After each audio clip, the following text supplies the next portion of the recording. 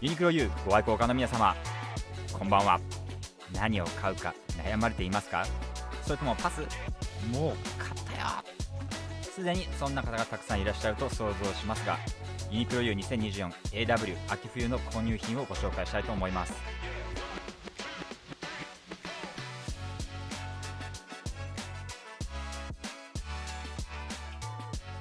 ユニクロ U2024AW 秋冬。購入したアイテムはジャケット1点、シャツ2点、セーター1点、パンツ2点、カットソー1点。いつも通り皆さんのお買い物ご参考になる情報をまとめていきたいと思います。購入した理由、ファーストインプレッション、サイズ感、洗濯前と洗濯後の変化などなどを細かくご紹介していこうと思います。では360レポートユニクロ U2024 秋冬編スタート。ラムニットジャケット。昨年出たフリースシャツジャケットがかなり来たこともあり、これのブラウンはいいなと思ったこと、そしてライフウェアマガジン最新号で見た時からこれはいいと思っていたブラウンを購入。ただサイズチャートとアイテム写真を見たところ、ジャストより少しだけゆったりぐらいの作りに見えたので、これはガバッと着て袖を曲げてきたいと思って XL に決定。届いたファーストインプレッション、いい意味でノーサプライズ。写真で見た時のままのプロダクト、バラ数紙。いや、これが5990円だよ。一体全体なんて時代なんだ。クレイジーで素晴らしきかなこの現代。大きめで買ったのにそこまで大きめではない、こういう着方をするものではないのだろうと。ただ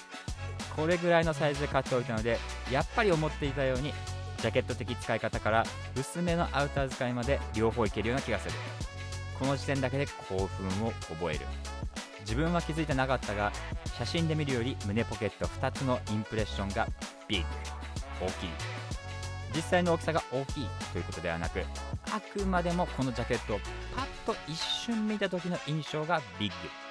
またボタンもこういうものの割には多めについているミリタリーウェアっぽい感じになっているので、インナーやパンツは控えめに合わせるのがいいのだろうかとブツブツ言いながら興奮を抑える。写真じゃ分からなかった部分で言うと、素材のテクスチャー。去年のプレミアムウール使用ということがプロダクトディスクリプションに記載がありますが、それよりもこのブラウンにこと関して言うと、色が濃いブラウンから薄いブラウンまでどれぐらいだろう、何色かの色を紡いでに作ったニットっぽい素材っていう形になっており、トリッペントのブラウンではない表情が嬉しい。こういう表情があるため1枚で着てもさらっと合わせやすいし、ニットジャケットとして中間着として取り入れてもアクセントとなりそう。洗濯前と洗濯後の変化。洗濯表示通りに手洗いで洗濯したので、特によれや縮みなどは見られないように見える。テクスチャーは洗いをかけたことでニット特有の毛がふわっとした感じになり、全体として引いてみるとより優しい感じになったように見えます。個人的には洗いをかけた後の方が手触りはよりスムーズになり、このジャケットの顔となる襟と胸ポケット2つも形はしっかりとどめていますが、購入当初のスタイリッシュな感じからソフトになったように見受けられる。洗濯自体は手洗いという自分にとっては少々一苦労するものがあったが、特に洗濯すると何かが損なわれるといったものは、少なくともこの一度目では見受けられなかったという印象。このディティールにこの毛羽立ったテクスチャーが重なって、もう官能美たまらない。ガッと大きいサイズで買っておいたので、死ぬほど寒い日ではない限り中綿アウターとこのニットを合わせるだけでかなりの気温をカバーできてしまいそう。ワークウェアのディティールが用いられたニットジャケットということもあるので、こういう感じがお好きな方は一度洗いをかけてから着用されるのも一つの手かなと。もちろんクリーニングに出すという手もあろうかと思いますので、これらディティールをご参考あれ。そういや、手洗いされる方に一言メッセージ。洗濯したからこそ分かったのは、毛足が長い素材が使われていること。手洗いするとめっちゃくちゃ長い毛が少しだけ流れ落ちます。洗濯桶や洗面台に水をためて手洗いする際のすすぎの際には、排水口に毛がたまらないよう対策を施しておいた方が良さそう。あと手洗いが終わった後のタオルドライ、このタオルドライ時にもタオルに毛がつきます。タオルの方は一度乾かしてからコロコロで取ってから、その後に最後にもう一回そのタオルを洗濯するといったことが必要になろうかと思います。着用例はニットジャケットということで、ジャケットとして着用することと、ニット1枚でシャツのように使う方法で2パターンこんな感じで着てみようと思っています。インスタにていろんな方の着こなしや着回しを見るのをとても楽しみにしております。コーデュロイタックワイドパンツ、かなり前にユニクロ U コーデュロイのセットアップを狙っていたのですが、その時はなんだか着る勇気がなくてパスしていたのですが、今回このパンツを見て、そうか、細畝ではなくコーデュロイ部分が太畝のカジュアルなものが欲しかったのかと気づいた。個人的な話ですが、小さい頃に父が履いていたものがこういった太畝のきれいめのパンツだったということもあり、個人的イメージコーデュロイというとお父さんパンツのイメージがありましたが、いやもう自分もその年齢じゃんという話もありますが、それを置いといて、これはシルエット、タック、ポケットといい、コーデュロイのやぼったい感じを払拭しているような気がしたことが個人的に大きかった。ただ実物を見るまではドキドキ、似合わなかったらどうしようと。色はユニクロ U の他のアイテムと合わせることを考えてブラウンに決定。サイズチャートを確認したところ、太めの作りではあるが腰にベルトがついているものであるということから L サイズを購入。ただこの時点ででかかったらどうしようという一抹の不安はあり、からのファーストインプレッション、いい感じのワイドパンツと思ったのは一瞬。それよりも美しいブラウンコーデュロイの太畝が作り出すまだらな光沢、おいおいこれが4990円でマジかと。全体的に綺麗なのにどこかかしこまりすぎてなくて上品なやんちゃな感じがするというか、ウエストと渡り幅のボリュームと裾にかけてのテーパードがかかっているのに、全体的にはボリューム感のある作りになっている。この一瞬の印象にこの太畝のコーデュロイの太さとランダムな光沢感が作る印象、この組み合わせがこの一瞬の印象を作っているのではないかなんてことを考えさせられた。サイズは L にしてよかった。Oh yes。ウエストはアジャスターベルトがついているので絞れる。だけどその他の部分については自分の体にはいい感じ。ベルトについてはグラミチやノースフェイスなどについているクラッチベルトなどに慣れていると一瞬あれこれどうやって使うんだろうはてなっていう感じにはなると思いますが、バックについているベルトの調整と同じというふうに考えればすぐ慣れるかなというふうに思います。写真で分からなかった良さは2点。1点目は太畝だからこそ生まれる生地の厚み。コーデュロイなら当たり前に思えるが、このワイドなパンツ、そう使う生地が大きくなると布感が強くて、これが大きな布をまとっている感を作っていて非常に良い。2点目、この1点目の生地の厚みからバッグについているフラップ付きのポケットの立体感といったものが大きくなっており、これがいい。このフラップは表にボタンが見えない仕様になっていて、内側に別生地でついていて表に形が見えない仕様になっています。いやこれね、すっきり見えるという意味なのかもしれないですけど、このなんてことない一定の作りが好きにさせてくれる。こういうの好きな方、僕以外にもきっといるはず。ワークというかミリタリーっぽい感じが隠れているというか、いいよねこういうの。コーデュロイなので温かみがあるように見えるだけで、冬は寒いのでタイツは必要かと。ただこんだけざっくりしたでっかい服なので、この辺りはノープロブレム、問題ない。全然ゴワゴワしないし、なんなら今すぐの時期からかなり長いシーズン使えそうでアメージングと思ったのが第一印象。洗濯前と洗濯後の変化はそこまでの変化は見られないが、全体を覆うコーデュロイの畝に当たりが多少は出てきて、購入当初よりもコーデュロイのランダムな光沢感が出てきた印象。風合いが損なわれたという感じではなく、コーデュロイを選択すると通常出てくる変化といったものが適切な表現かも。ただコーデュロイは物によってはこの畝が潰れてしまう感じになるものがある中、これは太畝なのか密度が高いからなのか、そういった潰れは見当たらない印象。個人的にはこの風合いの変化がダボッとでっかいこの布感のあるパンツだと、この後の選択でもっと出てくるんじゃないかと予測しており、これが楽しみなところ。サイドポケットやバックポケットのフラップは選択によってピシッとした印象から柔らかいソフトな印象に変化。フラップポケットといい、このガバッとしたシルエットといい、ワークディティールの作りになっているかと個人的には思うが、選択するとこの感じがより出てくるかなといった印象。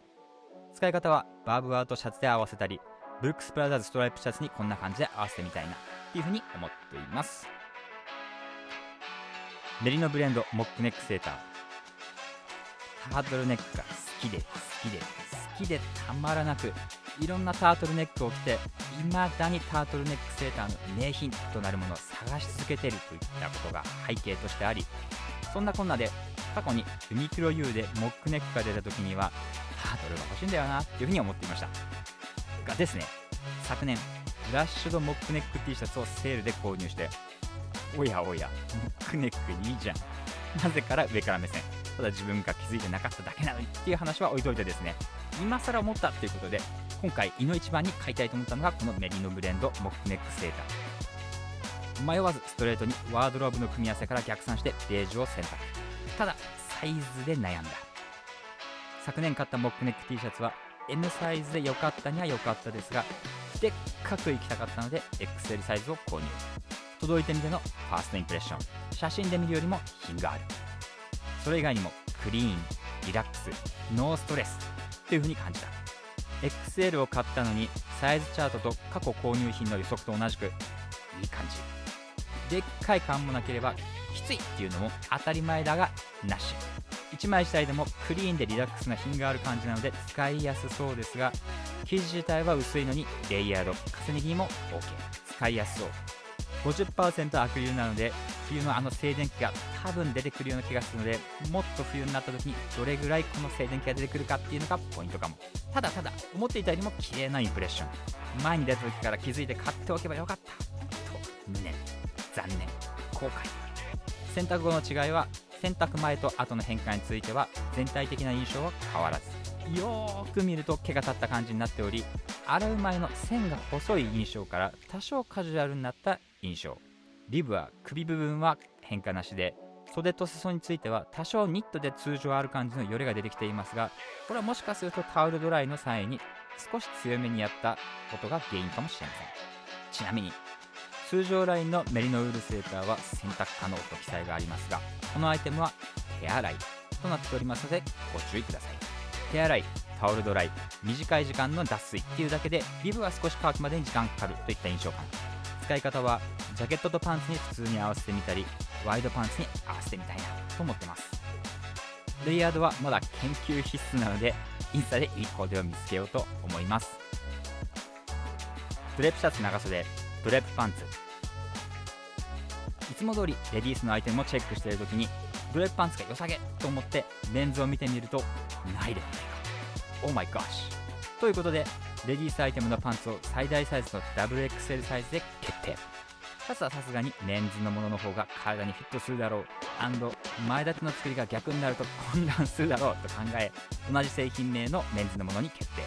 どうせなら色合わせで買おうと思ったらブラックかベージュしかレディースパンツとメンズシャツで同じ色がない。買うのパスするか、やめるのも手だぜと熊のささやきが聞こえ、一瞬頭をよぎったが、これまでの経験上後々のサイズ掛け合いで始めた頃に欲しくなってくるだろうと思い、それならルメール氏ご本人と同じ真っ黒でいこう、そう決めた。ジャケットとパンツのベージュはありだが、シャツとパンツのベージュは勇気がいる。黒はデザイナーさんの多くがやっているし、星葉先生も黒を激推ししているじゃないかと、やらしすぎない着方にできるかがポイントだろうなと思いつつ購入。ドキドキして待つ。ファーストインプレッション一発目、おや素材欄にある通りシャツとパンツやっぱり全然別物じゃないか。共通点であるドレープについてはおそらくですが、動く際に揺らめくシワに光沢が宿っており、そのドレープが美しいという意味のドレープ。あと重力に対して素直に重力で吸い付くような下に重みがある感じがあり、ちょっと動くだけで揺らめきが生まれるというものなはず。多分自信はないけどね。同系色の組み合わせとしては OK。セットアップとして考えると自分的には OK ですが、厳密に言うとシャツの方がザ・ブラックっていう感じで真っ黒、はっきりとした黒で、パンツの方は黒っていうより人によっては青とグレーが混じった薄い黒っていう印象。厚みとデザインについてはシャツは厚くてスベスベした肌触り、そしてパンツより重みがある印象。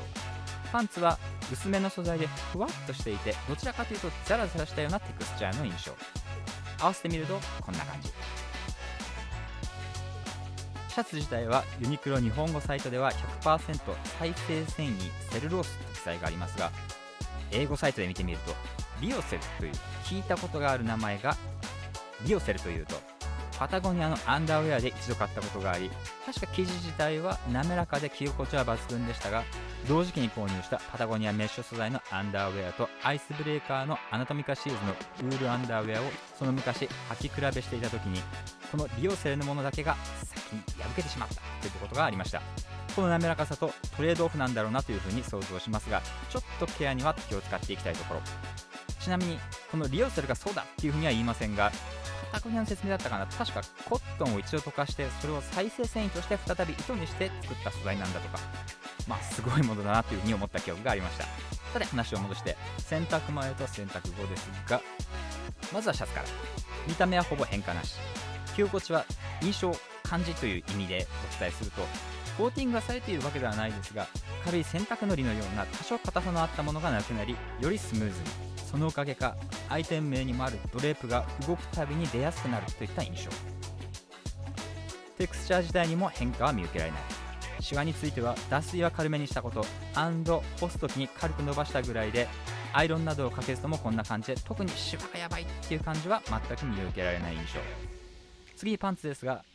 これは見た目もテクスチャーも全て変化なし。レイヨン 70% なので乾きはどうかなっていうふうにも思っていましたが、30% ナイロンがどう功を奏したのか不明ではありますが、乾きは今回購入したアイテムの中でも最も早かったので洗濯も楽かなといった印象。シャツの方がザ・ブラックですが、同系色なので合わせてみるのはやっぱありかなというふうにも思いますが、昨年のカーブジーンズブラックと合わせるとこんな感じ。パンツの方はというとトップスを絞ってこんな感じに着てみようかなっていうふうに思っています。ツイールオーバーサイズシャツ長袖。ユニクロのシャツは何かしら毎度1枚は買うと決めている。その理由は買ってみると非常に心地よく、柄やパターンなどありそうでないパターンが多いのにスッと馴染むものが多いから。このシャツはイエローよりもブラウンの組み合わせの方が自分のワードローブのカラースキームとして合いやすいだろうと思い、こちらに決定。サイズはこれまで購入してきたサイズから鑑みて L サイズを購入。さてファーストインプレッション、いいよ So good。 写真で見た通りはその通りなんだけど、大きめのオーバーサイズ感の作りになっていて、ガバッとしていて、そのガバッとした感じにこのしっかりした生地の印象があるのも組み合わさって、いい意味でこれまで持ったことのないシャツ。アイテムの詳細を見ると、ポリエステルビスコースレイヨン素材という何か紙そうなネーミングが書かれてあり、ここに入っているビスコースという名前自体が自然由来の合成繊維らしく、この感じでコットンが入っていないんだなっていうふうにも思いました。ただレイヨンと聞くといろんなレイヨンがあるからとはいえども、選択して長く着てみたらどうなるのかなっていうところは気になるところ。ファーストトライの素材なのでトライするしかないかなっていうふうに思っています。洗濯前と後の変化は、購入当初のなんていうかパリッとした感じではなく、ドシッとした張りのある感じがなくなり、見た目は柔らかい印象に。柄もシャツの前立て仕様からカジュアルな作りなので、個人的にはこの洗濯後のこっちの方が使いやすいので嬉しいところ。とはいえ最初に洗濯前に来た時から思っていた肩の部分と襟部分の生地の中に何か薄い真珠のようなものが入ってるっぽいので、そのおかげでしっとりとした感じではありますが、襟と肩部分のしっかりした感じは健在といった形で洗濯後も着れそうな雰囲気です。あとコットンではないので、これもなかなか乾きは早く、脱水した時点でこれは乾きが早そうだなといったぐらい水分がなくなっているといった感じでした。このありそうであまりないパターンと色のチェックシャツを生かしてバブアーのインナーとして合わせてみたり、シャツ単体ではいつものようにゆったりとして着てみたいというふうに思っています。ブラッシュドモックネック T シャツ。昨年ブラッシュドモックネックのベージュを買った時からロン T っていう感じじゃなく、薄いフリース的な感じの印象っていうのを把握していたので、今年はこれの黒をと思い決定。昨年買った M サイズもわりかし良かったけど、それよりもゆったり着たいなっていう風に思って XL サイズを購入に。多分ユニクロ U だからでかすぎることはないだろうという想定だし、サイズチャートから見てもそこまで大きくはないと事前把握はしていたので問題はないだろうと思っているが、さあ実物やいかに。ファーストインプレッション、大きく買って正解と自分だけひそやかな楽しみがあったアイテム、スタンダードに着用できそうで、しかも昨年と同様 T シャツのネーミングがあるけど暖かいフリースっぽい機能がいい。とにかくデニムでも何でも日常着に使えそうで、インナー使いで他アイテムとの組み合わせにも便利。コットンとポリエステル混紡なんだろうけど、ポリエステル感がなく、これどこに使われてるんでしょうかね。今かなっていった感じかなというふうに思ったところです。洗濯前と洗濯後の変化、これは昨年ベージュを購入した時には分からなかったブラック特有といいますか、洗いがかかったおかげで購入した当初の個人的に感じていたモード感みたいなのがなくなってくれたおかげか、肩肘張らずにリラックスして着用できるアイテムになったかなといった印象。風合いが変わったわけではないですが、リブが多少クタッとしたおかげかもしれませんかね。今回購入したアイテムの中でも一番乾きが遅かったアイテムでもあります。それはコットンが入っているからかもしれません。ちなみに乾燥機は使用不可。特に首と袖のリブよりもボディの方が乾きは早かったといった印象です。1枚としても日常着としてさらっと使えるのはもちろん、コートやジャケットのインナーとしても外さない、狙った感じにならないといったこなれた感じにできそうでワクワクしています。最後にちょっと前に別の動画でご紹介しましたユニクロ C、 ここまでご覧いただいた方々のみにひっそりとお伝えしたいと思います。新たに購入した1点とその動画内でご紹介した購入品を全て洗ってみて、ワンアイテムのみ軽くその洗濯後の変化についてご紹介したいと思います。新たに購入した1点が極暖ヒートテックカシミヤブレンドタートルネック T。 これ最初に言っておきます、レディースものです。なので 3XL でダークブラウンを購入。実は気になってて買ってみたのですが、これめちゃくちゃ良かった。ヒートテックって書いてあるからインナーっぽいイメージがあるかもしれませんが、これねもう1枚できる薄いセーター。ご覧いただいた通りピチピチもしてないし、あとこの色大人っぽくていい。クルーネックバージョンもあるようなので購入する数が増える可能性は大。そして最後に前回ご紹介した購入品も全選択してみたところ、メンズのストライプシャツ、これだけ短くお伝えしたいと思います。ユニクロ通常ラインの長長面のシャツと同じような記載がありましたが、このユニクロ C のものはちょっと硬さみたいなのが洗う前からあり、この硬さが洗濯してもそのままで、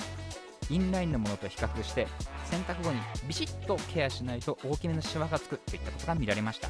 ただこれは悪い点ということでもなく、洗濯して干す時に気をつけていればいいということと、小さいシワは逆につかなかったので扱いは面倒じゃないかなといったことが洗ってみて分かったことではありました。その他のアイテムに関しては全く変化が見受けられず、シワとかもそういった問題もなかったのでスキップさせていただきますが、このシャツに関して言うと、このアイテムはめちゃくちゃいいアイテムで、まだ在庫が残っているようでしたので、ここまでご覧になった方々にお伝えしたく最後に言及させていただきました。こういった形で自分にとっての名品をご紹介する中で、そのアイテムの良さを深掘りしてお伝えしつつ、皆様のお買い物を自分がこれまで散財してきた中から自分にとっての名品にかけるお金を最適化できるように情報をお伝えしていきたいと思います。少しでもいいと思ったらぜひチャンネル登録と高評価も、アイテムを買うときと同じようにポチッとしていただけると大変嬉しいです。